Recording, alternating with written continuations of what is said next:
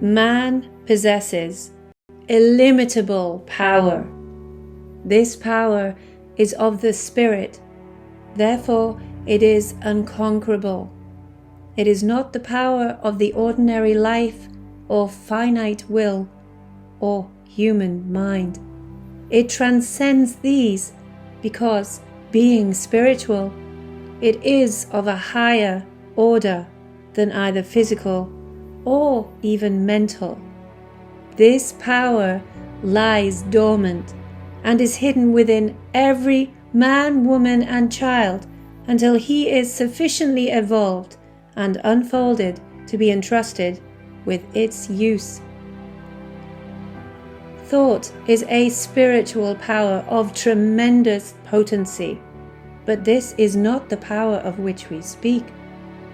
By thought, man can either raise himself up and connect himself with the powerhouse of the universe, or cut himself off entirely from the divine inflow. His thought is his greatest weapon, because by it he can either draw on the infinite or sever himself in consciousness, but not in reality, from his divine source. Through the divine spark within him, which is really his real self, man is connected with the infinite. Divine life and power are his if he realizes that they are his.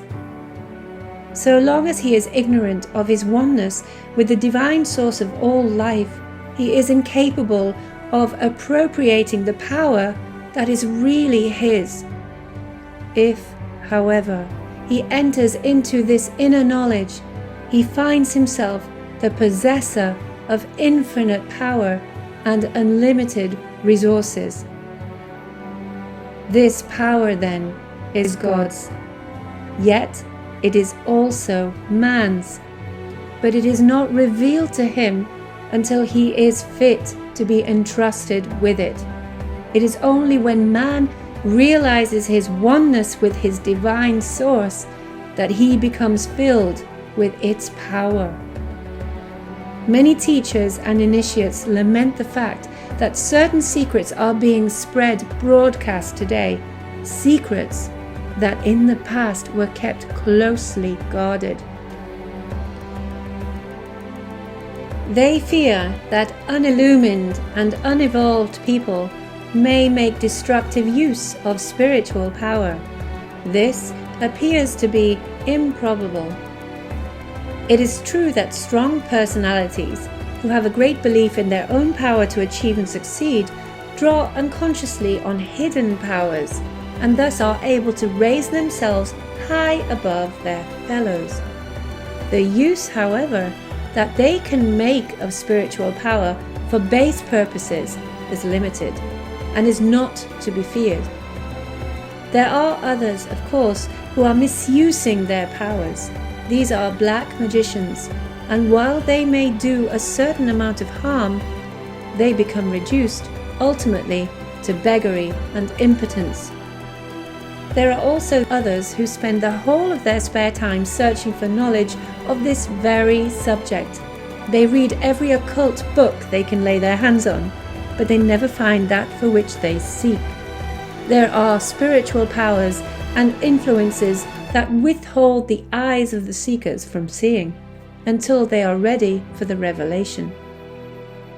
When man in his search for truth has given up all selfish striving after unworthy things and has ceased to use his self-will in conflict with the greater will of the whole, he is ready for the revelation of his oneness with the infinite.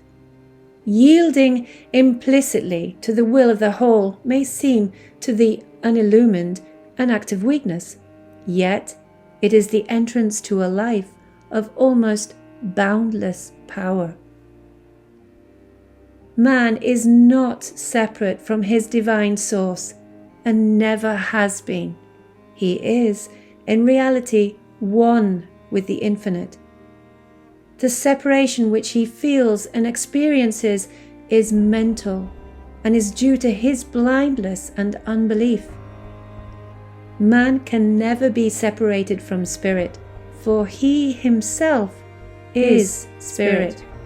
He is an integral part of one complete whole.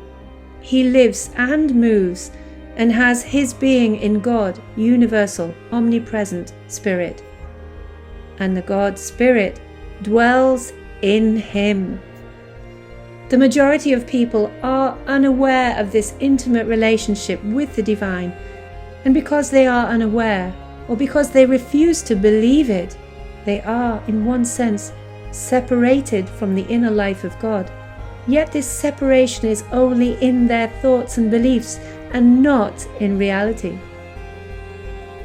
Man is not separated and never can be, yet so long as he believes that he is separate and alone, he will be as weak and helpless as though he actually were.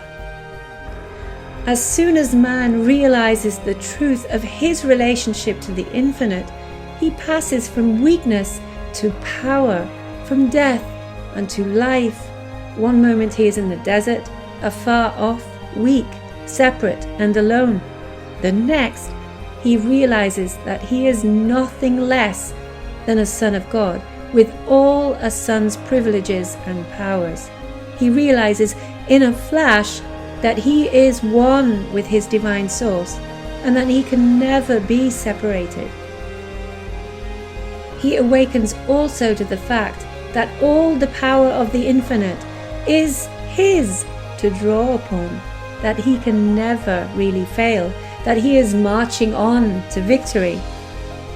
It will thus be seen how great is the power of man's thought. While thought is not the power of the Spirit, it is the power by which man either connects himself up with the infinite power, opening himself to the divine inflow, or cuts himself off and separates himself from his spiritual source. Thus, in a sense, man is what he thinks he is. If he thinks he is separate from God and cut off from his power, then it is though this were really the case, and he is just as impotent and miserable as though he actually existed apart from God. On the other hand, if he thinks and believes that he is one with the infinite, he finds that it is gloriously true, and that he really is a son of God. If he believes and thinks that he is a mere material being, then he lives the limited life of a material being, and is never able to rise above it. But if, on the contrary, he thinks and believes that he is a spiritual being, then he finds that he possesses all the powers of a spiritual being. If he thinks that his work is difficult and that he is not equal to his tasks, he finds that really his tasks are difficult and beyond his powers. Yet, on the other hand, if he believes his work is easy, or at any rate within his powers, he finds that such is the case, and that he can do his work with ease. The power within is infinite, for by faith in it, man is directly coupled up with the spiritual power of the universe. The divine spark within him connects him to the sacred flame, thus making him potentially a god in the making. A change then must take place within man before he can enter into his divine inheritance. He must learn to think after the Spirit as a spiritual being instead of after the flesh as a material creature. Like the prodigal son, he must come to himself and leave the husks and the swine in the far country, returning to his father's house where there is bread enough to spare.